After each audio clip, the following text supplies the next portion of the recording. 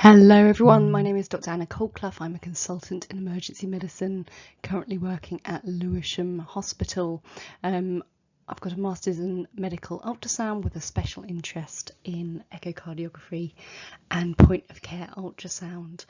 So this lecture is introducing you to the world of ultrasound physics. This is quite a basic lecture talking about some of the principles you might be familiar with from A-level science, and a reminder of how ultrasound is produced and how we obtain that image you will see on the screen. Really important foundation of knowledge for us using ultrasound machines in medical practice, partly because it's important to understand the tool that you're using, but partly because you need to understand the limitations of that tool that you're using too. We're also going to skim over some of the level 1 or core emergency ultrasound training process from the Royal College of Emergency Medicine and how to maintain good governance with the scans that you do.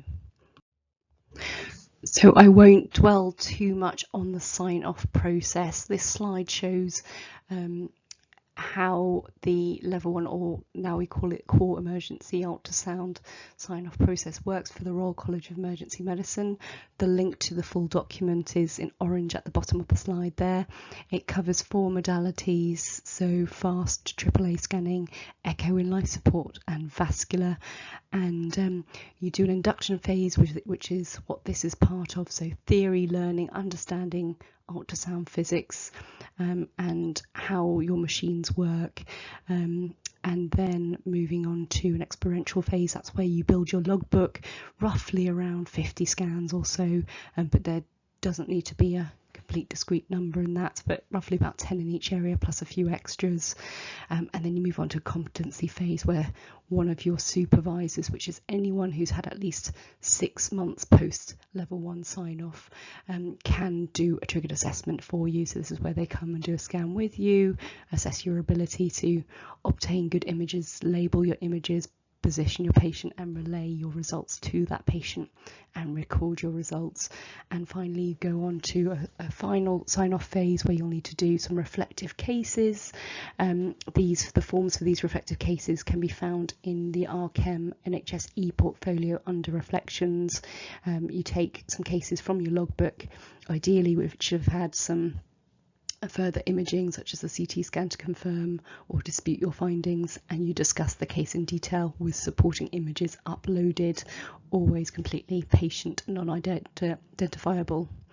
And then once you've done your theory, so that can be any local training, it can be an approved course, or it can be a modular program from e-learning, when you've done your logbook, when you've done your triggered assessments, at least 1 in each area, and your 10 reflective cases, all that evidence can be sent off to your regional lead, and they will do a final sign off or get back to you with some additional information needed.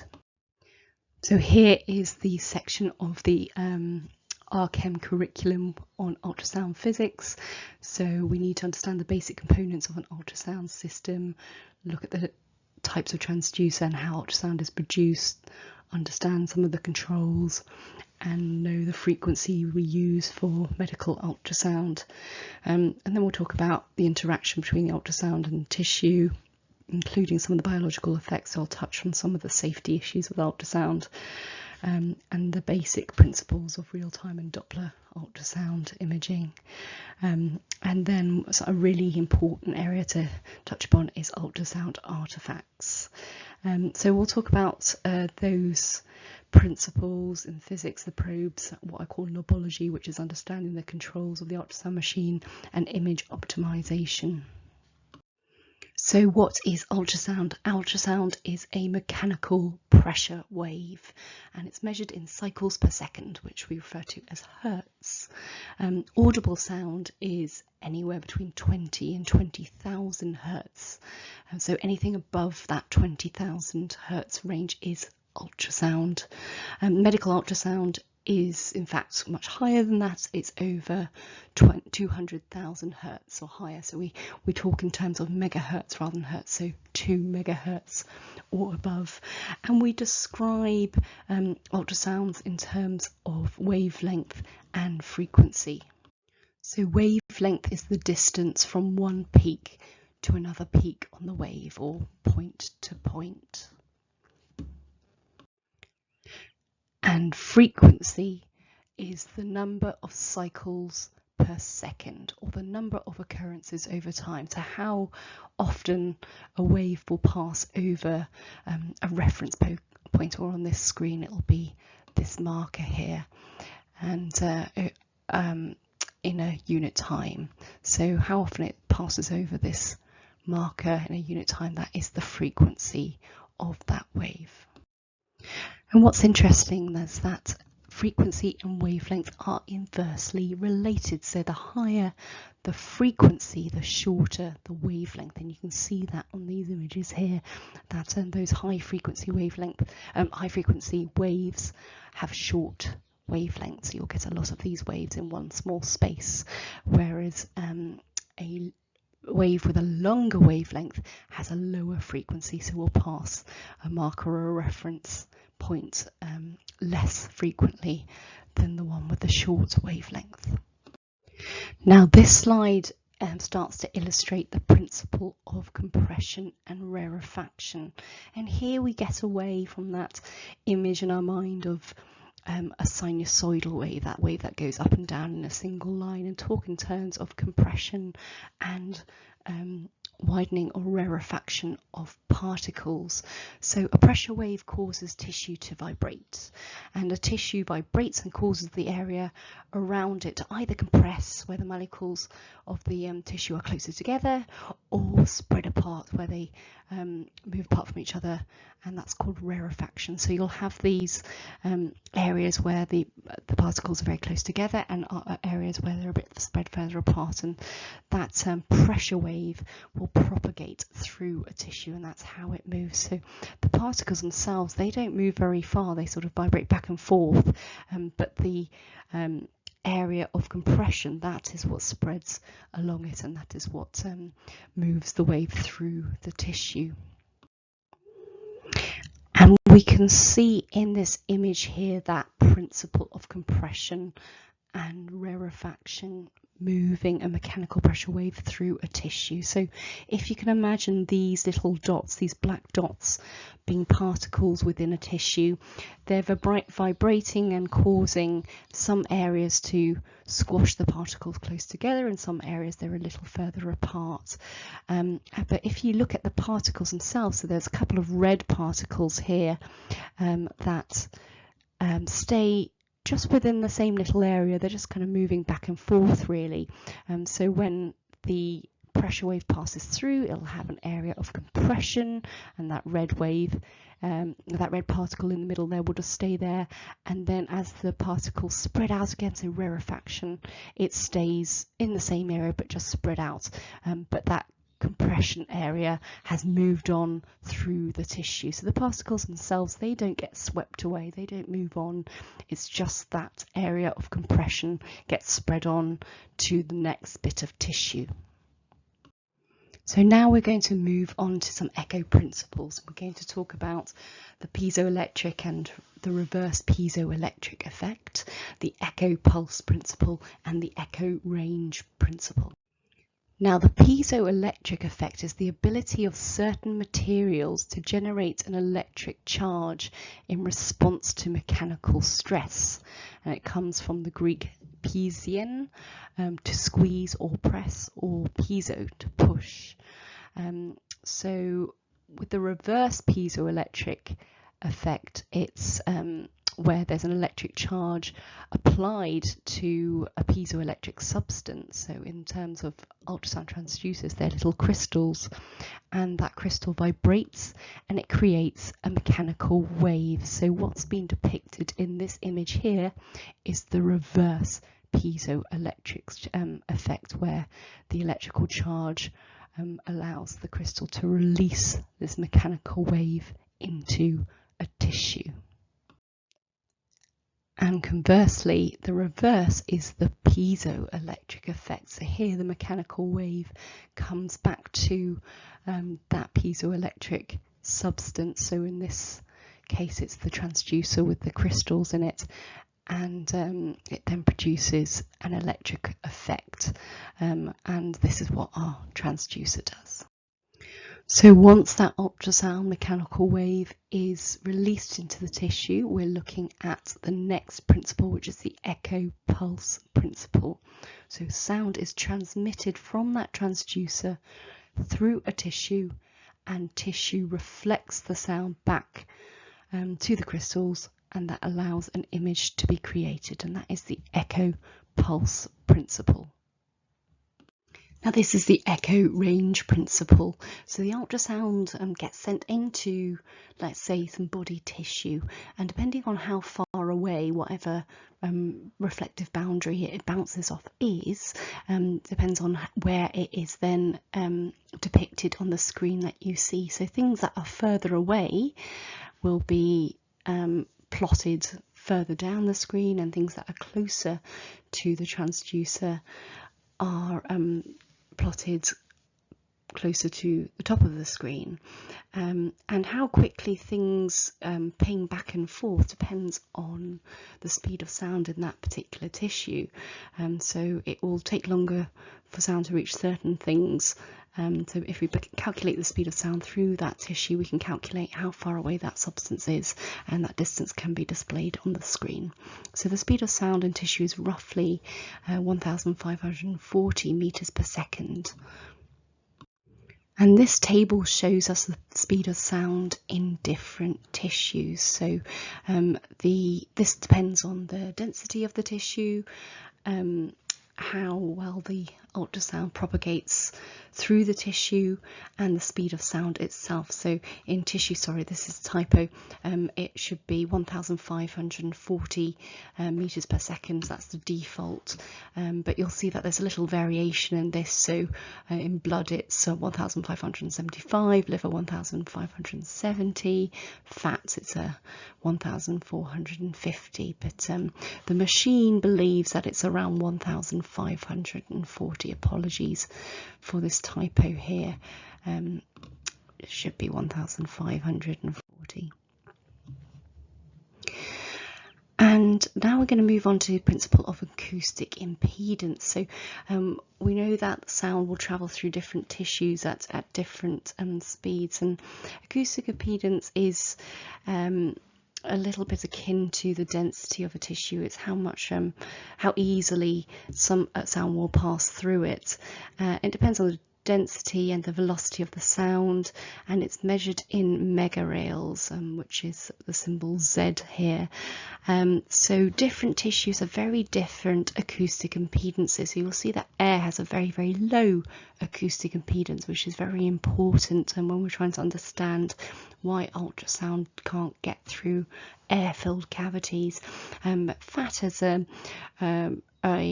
very similar acoustic impedance to blood and liver, and the main tissues you'll find in body viscera, but then you move on to bone and suddenly it's a very high acoustic impedance of 7.75, and you can see the difference between bone and the liver blood fat, and the difference between the air and the liver blood fat is quite pronounced, and that leads to big changes in how easily a ultrasound can move through the tissues, and that leads to reflection of the ultrasound signal.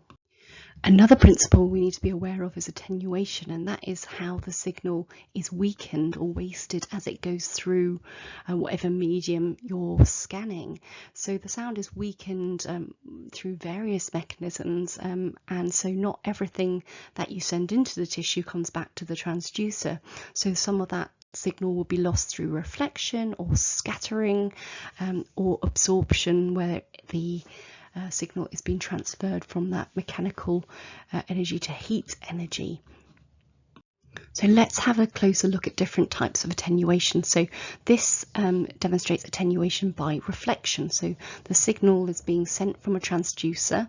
This is our transducer here, and it's sending out a nice strong arrow signal, and some of that signal is being reflected back to the transducer, and then that'll be transferred to electrical energy and turn into the picture you see on the screen. But some of it will pass through into the next tissue, and so that bit of the signal isn't coming back at that point. So some of the signal is reflected and lost as the rest of the signal goes through. So this little arrow that is passing through that grey bit of medium, that signal is not as strong as the original signal that gets thrown out from the transducer. So we have attenuated some of that ultrasound energy.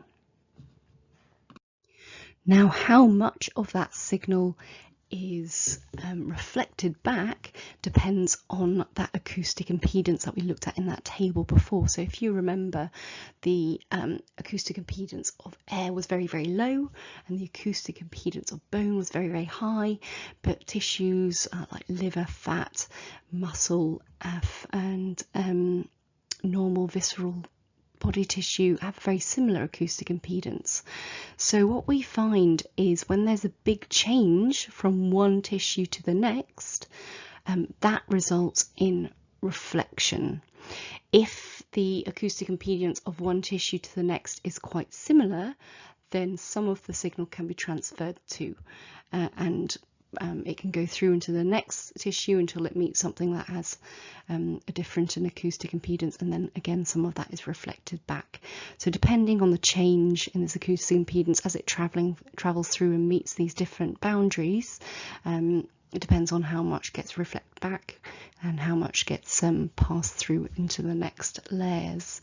So here we've got a transducer throwing out its mechanical pressure wave, the ultrasound signal, into some soft tissue, and here we've got a median impedance of 1.6. But the next boundary it's hitting is some air, so that's got very low impedance of 0.0004, so 1.610004 has quite a big difference, so that all gets reflected, nothing really gets through into this air-filled cavity. And at the bottom here, the signal has reached bone. Now, bone has a very high acoustic impedance. So again, 1.6 compared to this 12 has a big difference. So again, everything gets reflected back. So it's to do with the difference between the properties of the two boundaries that results in how much is reflected. If the acoustic impedance is similar, some of that signal will be reflected, but more of it will go through into the next layer. A really good area of the body to demonstrate that principle of ultrasound not getting through where there are changes in acoustic impedance is the lungs. So this is where we've put a linear transducer. I can tell it's linear because it's got this straight line at the top, so it's got a rectangular field of view. Put a linear probe on the chest wall, and it is showing some bony structures and it's showing some air-filled structures. So these bony structures here are ribs, and I can tell they're ribs because we've got quite a reflective layer where there's a bright line at the top of them, but then there's a big shadow below it, so none of that ultrasound is getting through beyond that shiny layer here, and the rest of it is just shadow. So all that beam has been reflected back to the transducer at this top of the rib, and then where it hits the pleura, so this bit is a bit of lung between two ribs.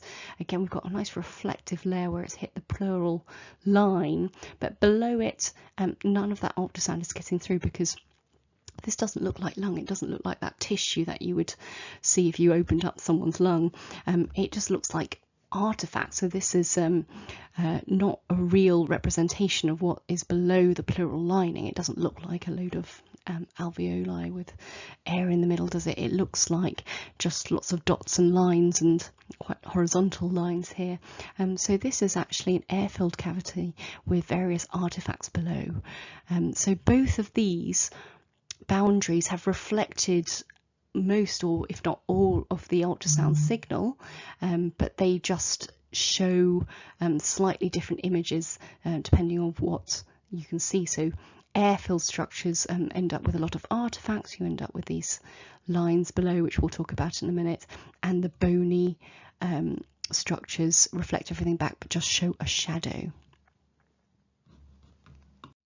So how else is ultrasound signal attenuated? So now we move on to reflection. So not all the signal is reflected back to the transducer.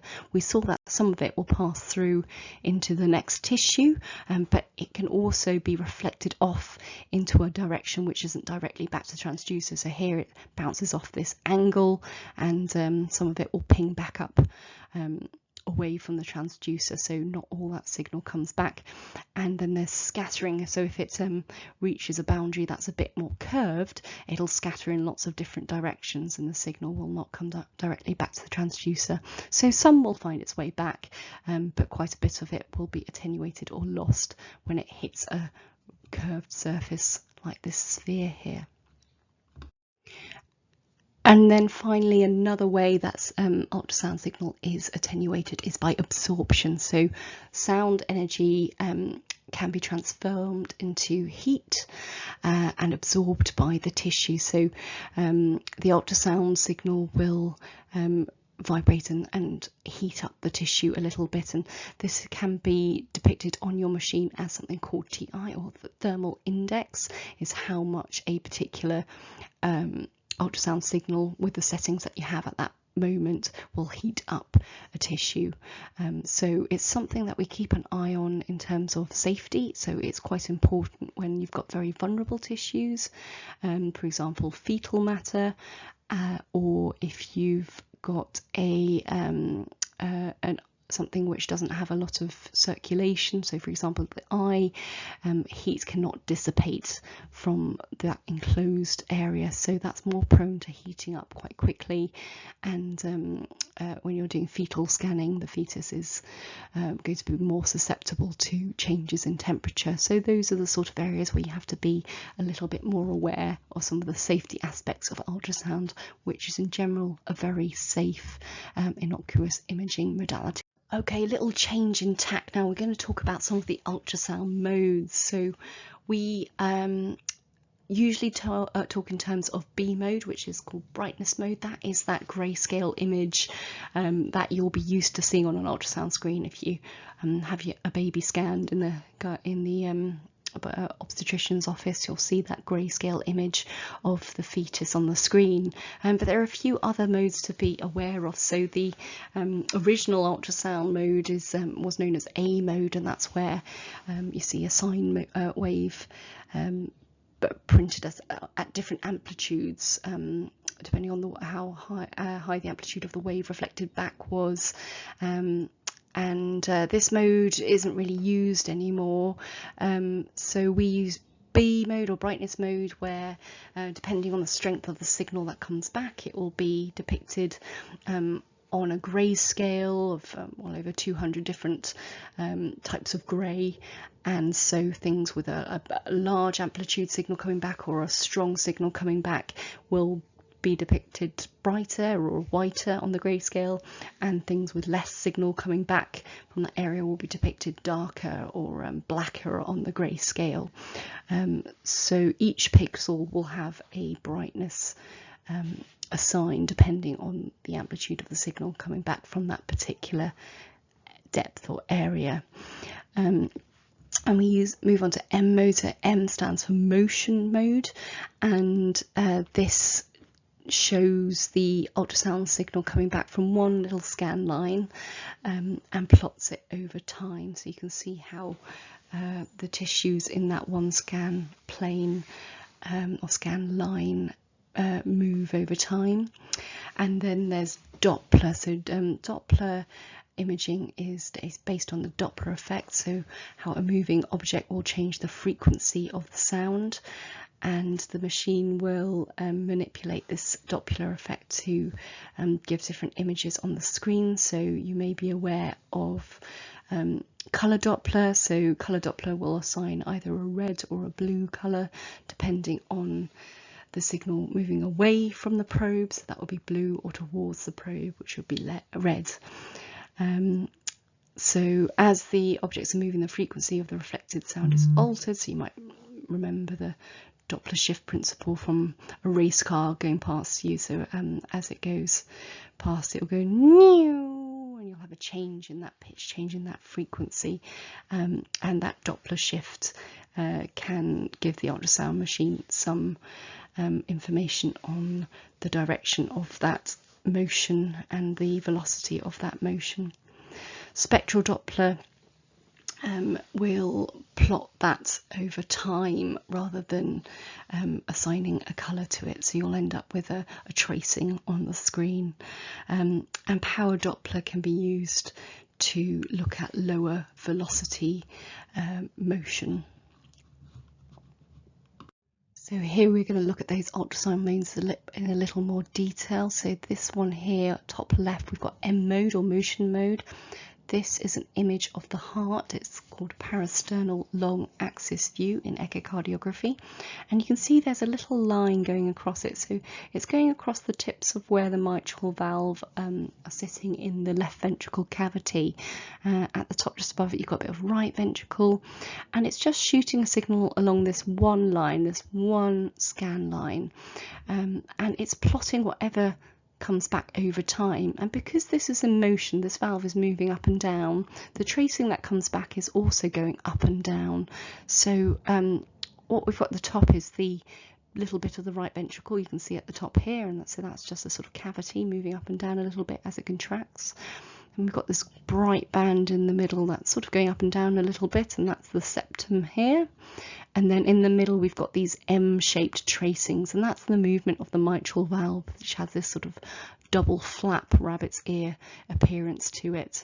And then at the bottom it's picking up the signal from this bottom wall of the left ventricle, which again is contracting and relaxing, so you get this undulating line. So this is a demonstration of M mode or motion mode, and it gives quite a nice clear tracing.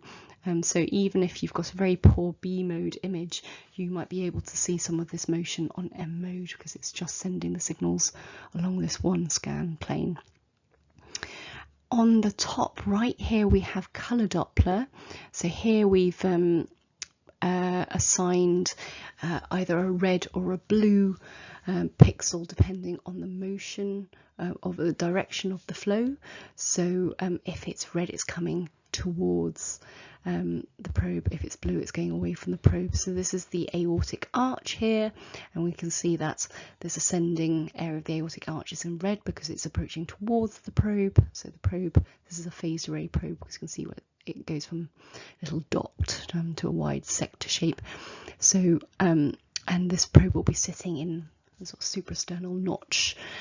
So red, the ascending bit of the aortic arch is coming towards the probe, and then as the descending aorta drops away from the probe, the signal from that moving blood is blue. Bottom left here we've got the spectral Doppler. So here the velocity, that Doppler shift is being plotted over time. And at the bottom right here we've got power Doppler, which just shows a red scale colour assigned to a lower flow movement. So this is in the bladder, and it's looking at some ureteric jets, so some little jets of urine coming into the bladder, and we've put power Doppler over that area, and you'll see that little flash of red as that happens, which you might not see on colour Doppler because the velocities involved are a little bit lower. So here is that M mode in motion. We've got that one scan plane across the mitral valve which is moving, and that gives this little rabbit's ear shaped tracing in the middle here. So that's more M mode. This is the power Doppler having a look at that ureteric jet in the bladder.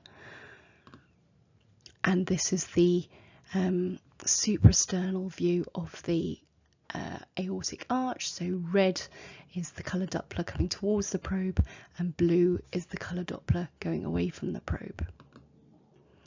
And here is spectral Doppler. So here we've put what's known as pulsed wave Doppler.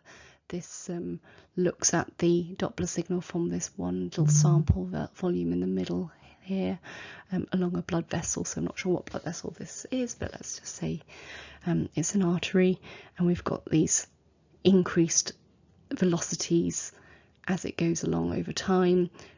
As the artery is pulsatile, you'll see these pulsed increases in velocity.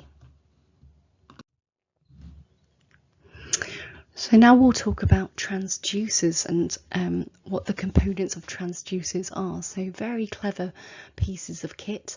The traditional technology for transducers are using piezoelectric crystals. So these are very expensive and fragile little crystals.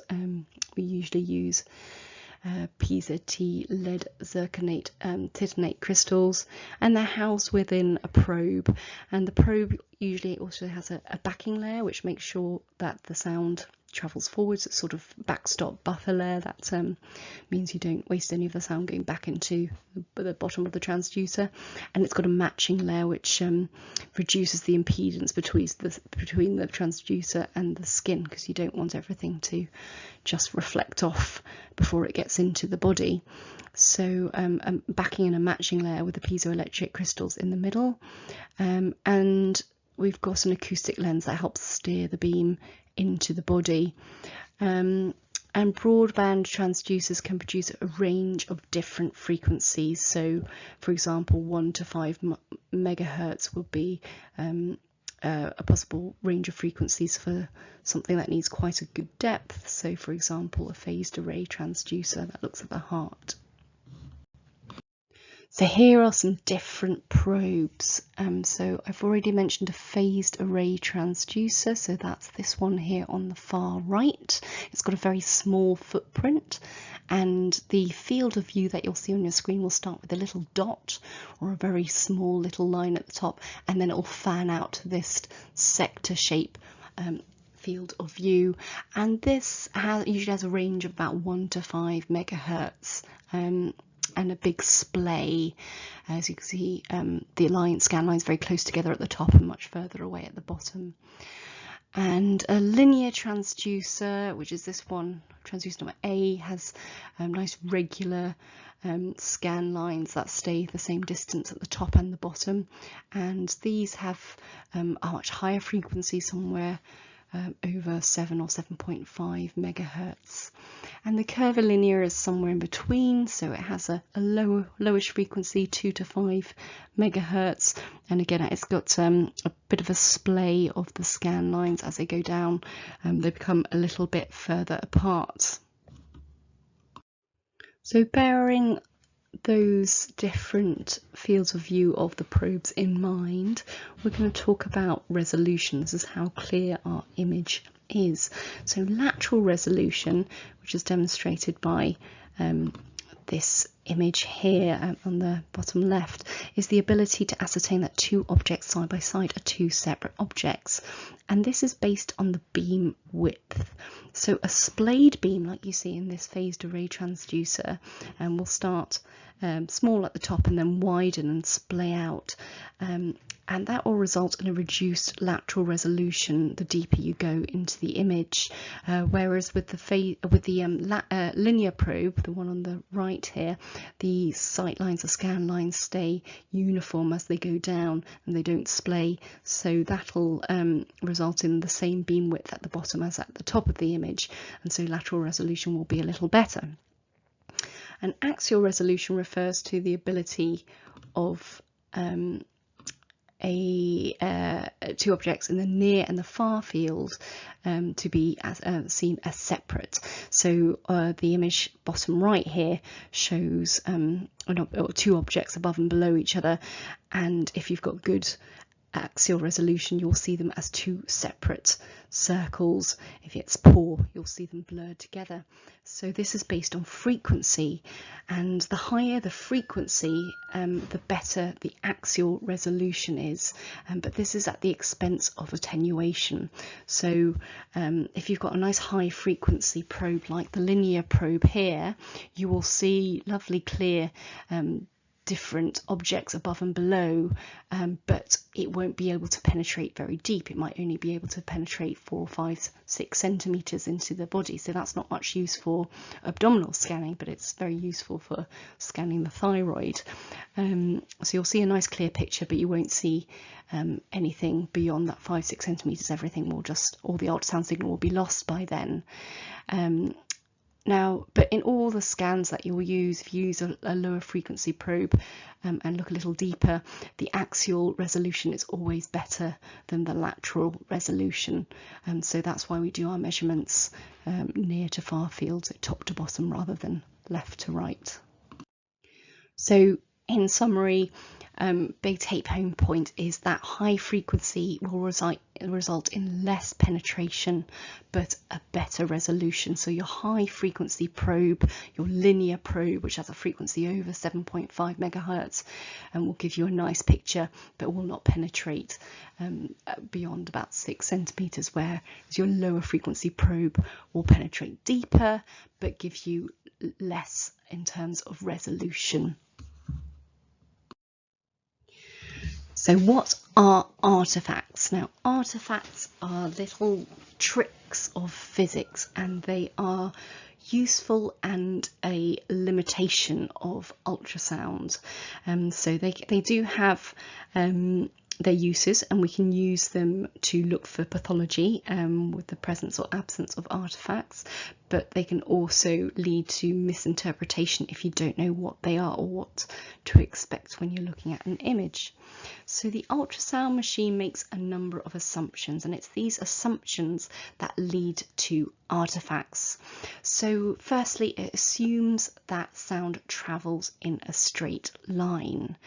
It assumes that the speed of sound is uniform as it travels through what you're looking at, and it assumes that there is a single pulse from the probe there and back.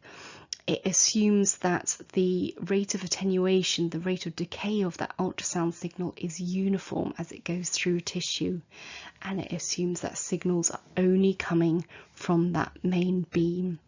And we know that none of these assumptions are quite true, because sound might get disrupted from its normal course by getting bent as it goes through different tissues. We know that the speed of sound varies a little from one tissue to the next.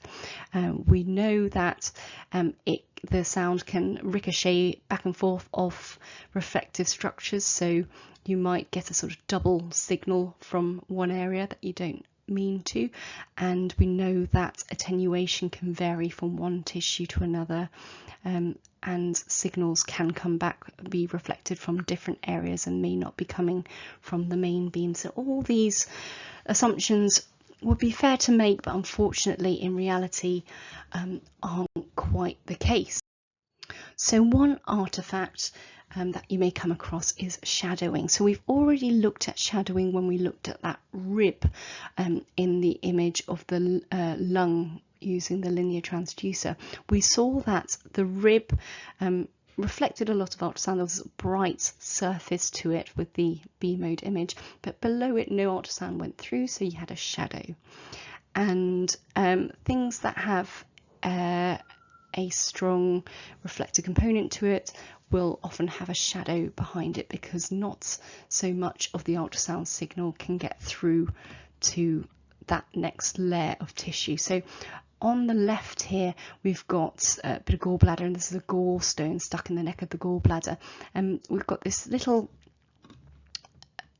round curved surface here, the reflective surface of the gallstone, but behind it there's this beam of shadow, this black shadow, and this is an artifact.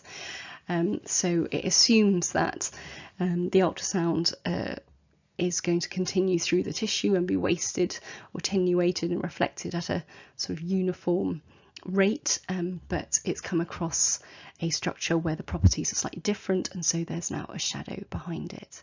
And this graphic on the right just shows that the middle bit of the beam is coming back, reflecting quite strongly back, but behind it none of that signal is making it through this reflective structure. So the signal that's coming through are just these peripheral signals, because the middle one is all but reflected back to the probe. So there'll be a shadow behind whatever the structure might be.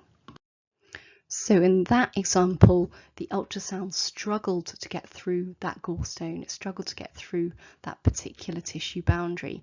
But what happens when you reach a boundary where ultrasound travels even more easily through? So we know that the speed of sound in blood or fluid is a little bit quicker than the speed of sound in tissue. So here the ultrasound signal is being sent into a fluid-filled structure, and the ultrasound signal is actually going more easily through this fluid-filled structure. It's being less attenuated there than the signals either side of it, which are going through some tissue.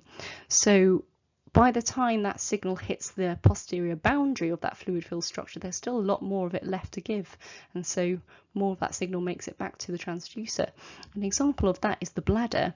So we've got this is a curvilinear probe, so it's got this curved area at the top, and the signal comes through, and it's coming through in quite a uniform way at the top, but then it hits this big sac of fluid, which is the urine-filled bladder, and in the sides, quite a lot of that signal is being attenuated, so some of it's being lost by scattering, reflection, or being absorbed and turned into thermal energy. So behind it there'll be this, grey scale image of whatever tissue is behind it.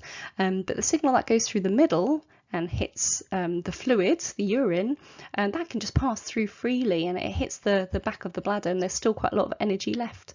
So conversely, when it hits the next boundary, there's a lot of signal pinging back to the transducer, more than from the bits either side, and so this appears brighter because it's got more energy left, and then as it goes further down, it gets attenuated and wasted, and it turns into a more uniform grey colour.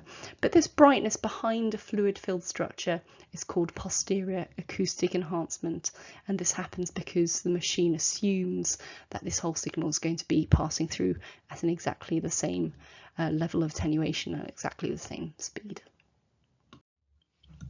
And a different type of artifact which could give a similar sort of shadowing effect as the reflective gallstone did is defocusing artifacts or edge artifacts. So rather than the signal being reflected back and not getting through, this time some of the signal is being bent away from the path that it's travelling, and that happens due to refraction. You might remember this from your GCSE physics when you look into a pond and you see the image of a stone in the pond is not directly below you, it's sort of being bent to one side.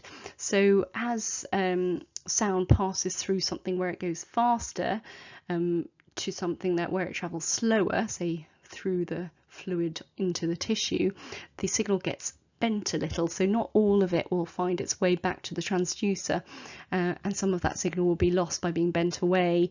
So what you end up with is these little edge artifacts, and that is called pigtail artifacts. It looks a little bit like a girl with two pigtails, or edge artifacts, or defocusing artifacts, or sometimes lateral cystic shadowing. So it's usually when there's a cystic structure, and at the edges you'll have these little strands of shadows. So important to know that this occurs, because you don't want to misinterpret this as there being, a stone or something like that in that area.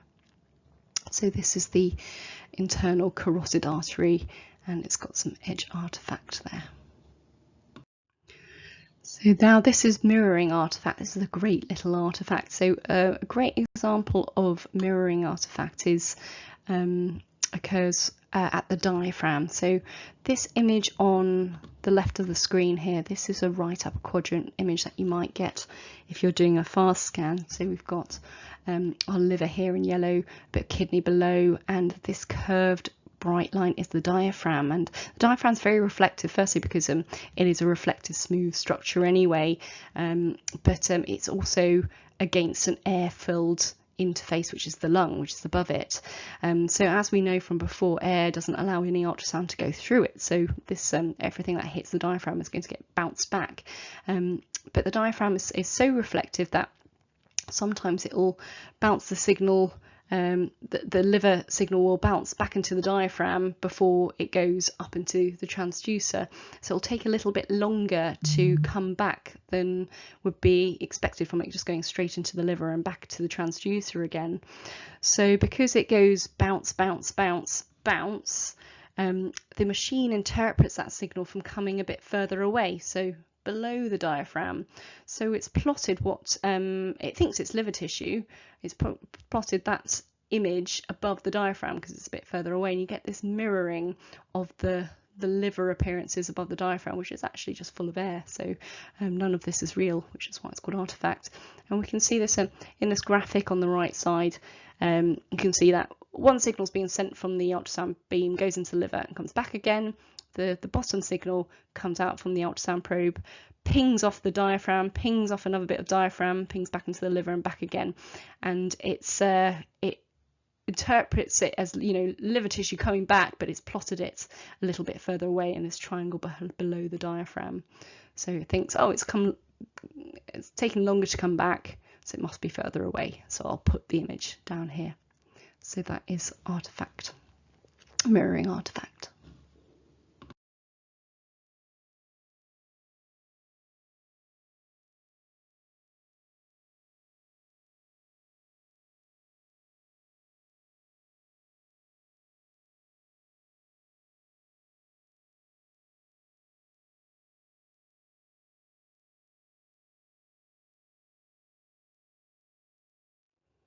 And another example of that can be seen in echo. So looking at the heart here, we've got another reflective structure, which is the pericardium, again, an air-filled cavity, it's in the lung. And same things happen. So there's a bit of a ricochet of the ultrasound signal around this pericardial surface before it makes its way back to the ultrasound transducer. And so the ultrasound transducer will interpret that as coming from a bit further away, and so when the B mode image is plotted, you'll have this moving mirror image of the cardiac ultrasound image. So this is cardiac mirror image artifact. And this next one is reverberation artifacts. So here we've got an image that's very similar to the image of the lung that we had before when we were talking about attenuation and reflection. We've got a bit of lung, again with a linear probe, so we've got this square field of view or rectangular field of view and two shadows, probably where the ribs are, and the rest of it is all but going below the pleural line, so we know it's air filled, so none of this is real. The ultrasound can't get through into the air filled thorax, but it's created these pictures on your screen, so something's coming back, but this is all artifact, and they're just these horizontal lines.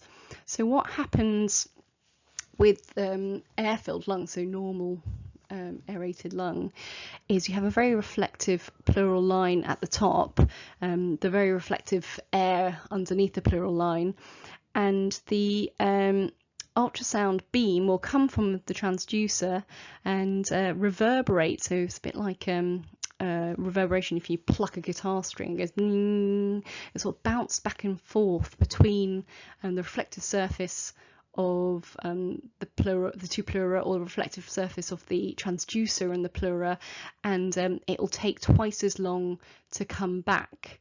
So some signal goes there and back, but some signal does a little double take back and forth between the pleural lines, or between the transducer and the pleura, and before it comes back and gets received by the transducer.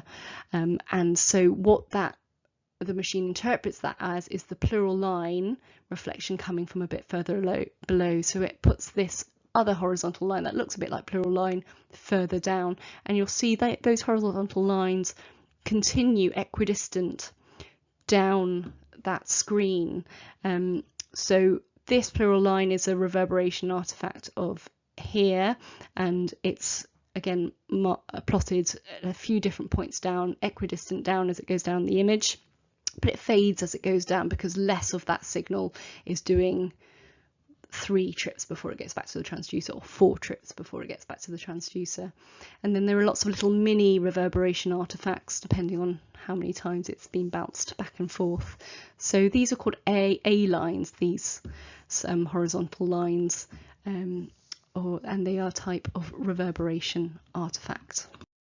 Another lung artifact is known as a B line. So this is a different type of reverberation artifact. It's still similar type, but it's called a ring down artifact. So it's made up of lots of little reverberations between a fluid air interface. So it's usually when there's a little micro bubble of fluid surrounded by a tetrahedron of air, and the ultrasound signal reverberates between this little air fluid pocket and creates this it looks like a comet, a large sort of laser beam or Hollywood light going from the pleural surface all the way down to the bottom of the screen. And when it was first described, they were talking at a depth of about 16 centimeters. This one's going down to 13 centimeters, but it goes all the way, even though the rest of the signal stops around 8 centimeters. That artifact, that ring down artifact, goes all the way down to the bottom of the screen, which is how we know that's a B line. So we're going to move on from artifacts to how we describe our ultrasound image, and that in that case we talk in terms of echogenicity, so how much or how little echo is coming back to our machine for it to plot on our image. So in this image below, we're looking at a bladder. So this black area in the middle is the urine-filled bladder. We've got a bit of uterus underneath it here, and the bladder is darker compared to the tissue around it. In fact, it has pretty much no signal in it at all, and when it's black and has no signal coming from the cavity here, it is known as anechoic, so without echo, and this is black. So the bladder is anechoic. So if we use anechoic as a reference point, then we've got a another term which is hypoechoic. So hypoechoic isn't quite black, but it just means it is darker when compared to another structure that you're comparing it to. So here is a right upper quadrant view. The liver is hypoechoic when compared to the right kidney. So it's not anechoic, there's still some speckling, some signal making its way back to the transducer, but it's hypoechoic compared to the right kidney. If the brightness is of a similar level, it's known as isoechoic, so a similar level of brightness compared to the surrounding tissue that you're comparing it to. So the spleen is isoechoic, so of similar echogenicity to the left kidney cortex. And then we talked about hypoechoic, so we've got hyperechoic as well. So a plural line is hyperechoic, or brighter when compared to the surrounding tissue. So you can have anechoic or hyperechoic, you can have hypoechoic, or you can have isoechoic. So a few other bits of reading you can do. We can do basic ultrasound physics for EM, which is a nice YouTube video there.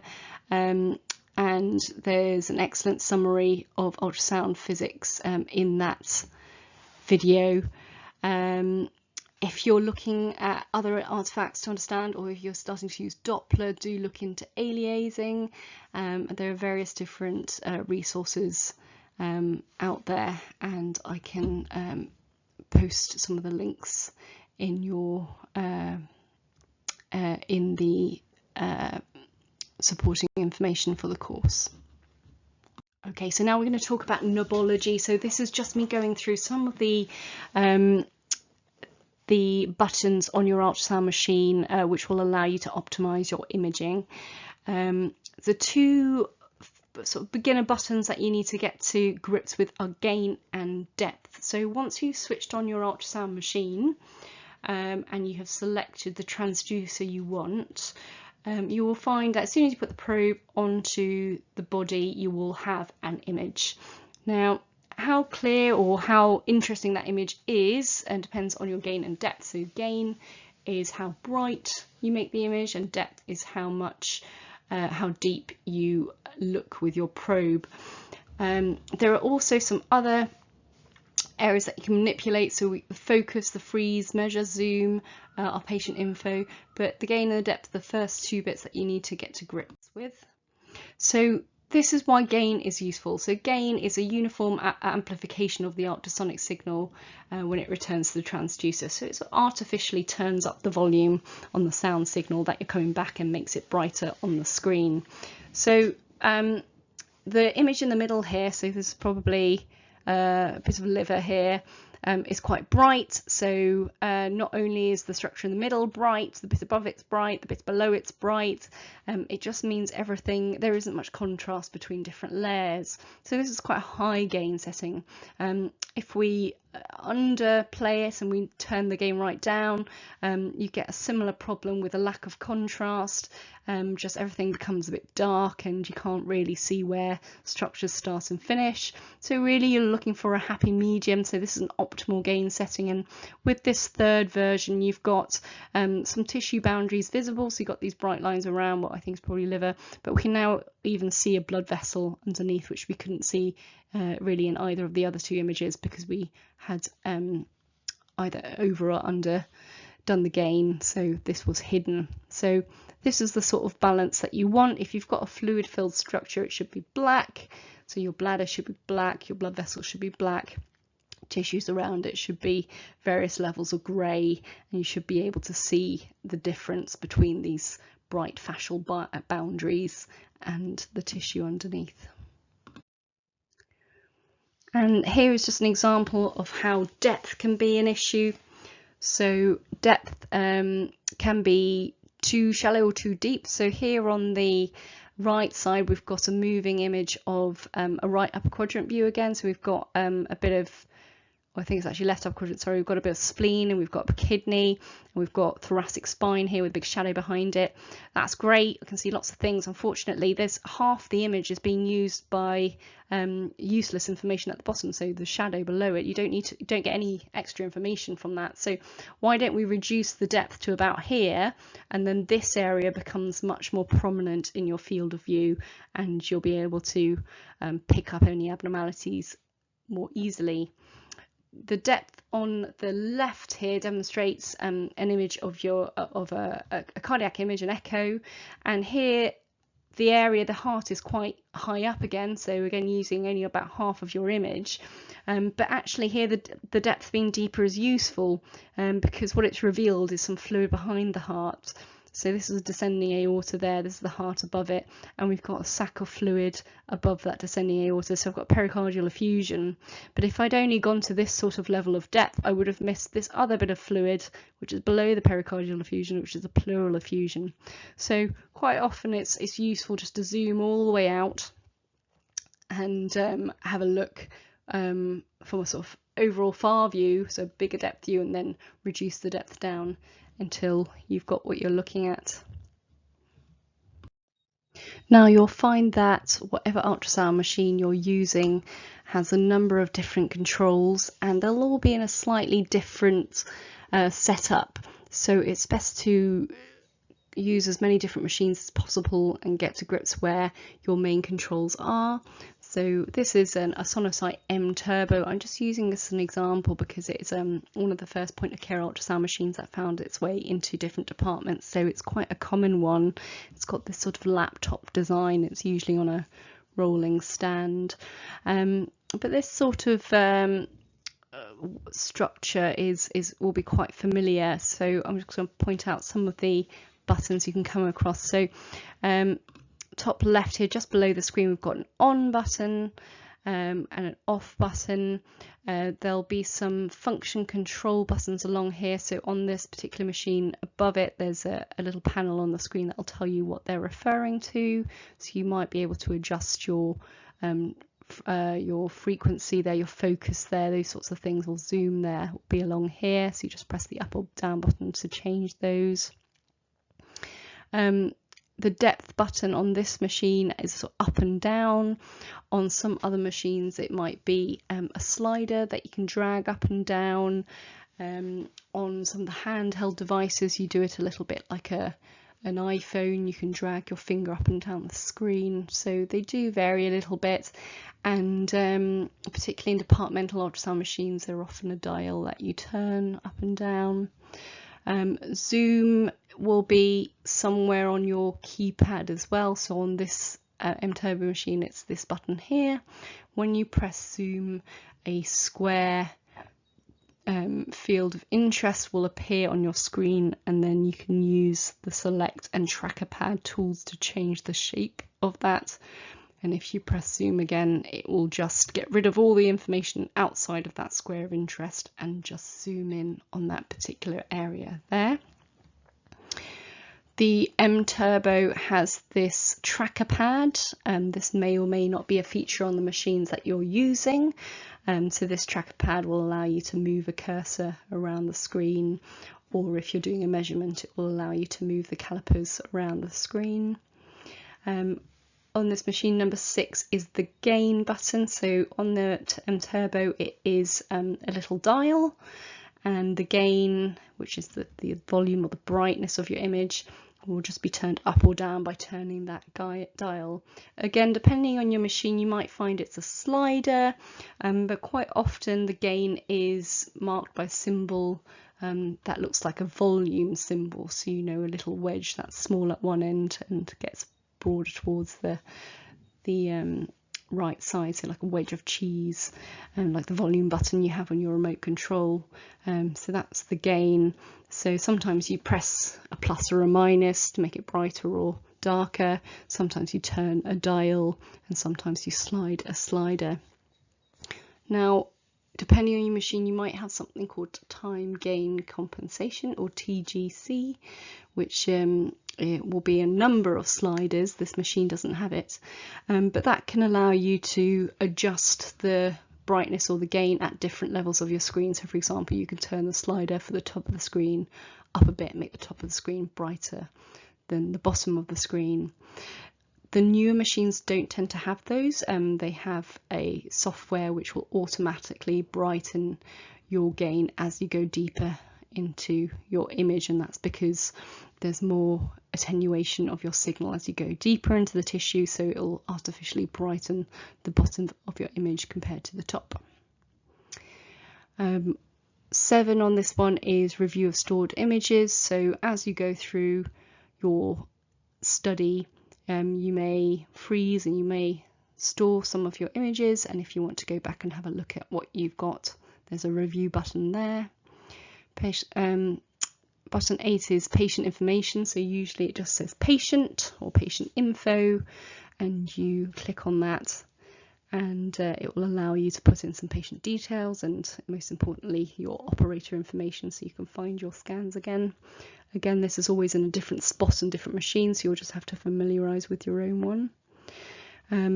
Button 9 has a save video clips button, and button 10 has a save image button. So the video clip will save a short 2 or 3 second clip of what you're looking at, and depending on your setup, it might be the last couple of seconds you've just looked at or the next couple of seconds you're about to look at.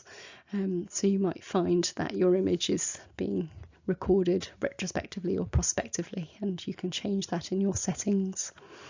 The save image one relies on you having a frozen image that you're happy with, but a good tool that all these machines has is if you press the freeze button, which is on this machine, this long spaced bar type button at the bottom of the tracker pad, you can go through the last few seconds of what you've just been looking at by sliding your finger back and forth across the tracker pad, so you're not relying on that millisecond pressing the button at the right time to get the image you're interested in.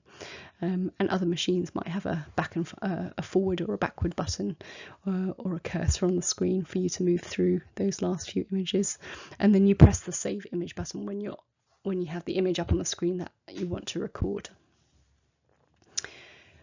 Button 11 is the color Doppler button. Some machines will have a button that says PW or CW, that is the pulse wave or spectral Doppler button, which we don't use quite so much in emergency medicine ultrasound. And it's not written on this list here, but there will always be a caliper or a measure button, usually in one of the main control panel areas. This machine has a keyboard, so you can just press, there'll be a text button along here, you press the text button and label your images with that.